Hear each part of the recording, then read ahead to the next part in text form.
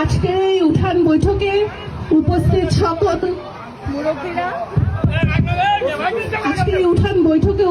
সকল মুরব্বীরা এবং আমার প্রিয় ভাই ও বোনেরা, আপনাদের সবাইকে আসসালামু আলাইকুম। ওয়ালাইকুম আসসালাম।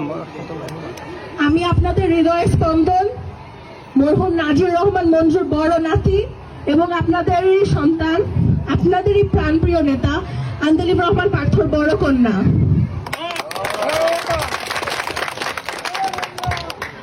আল্লাহর হুকুমে আমি আজকে আপনাদের সামনে দাঁড়িয়েছি একজন গর্বিত সন্তান হিসেবে।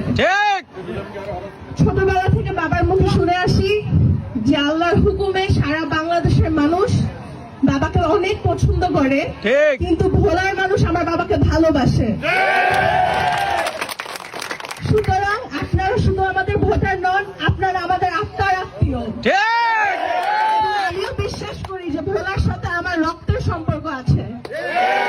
আমার বাবাও আপনাদের সন্তান, আমিও আপনাদের সন্তান এবং উত্তর দিঘলতে আমার বাড়ি।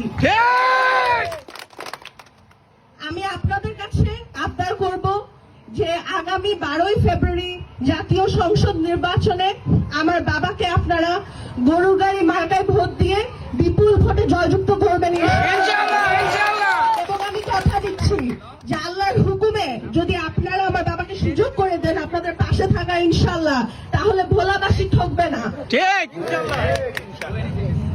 আপনারা আমার জন্য দোয়া করবেন, আমার বাবার জন্য দোয়া করবেন এবং মনে রাখবেন ভোলা আমার বাপের বাড়ি,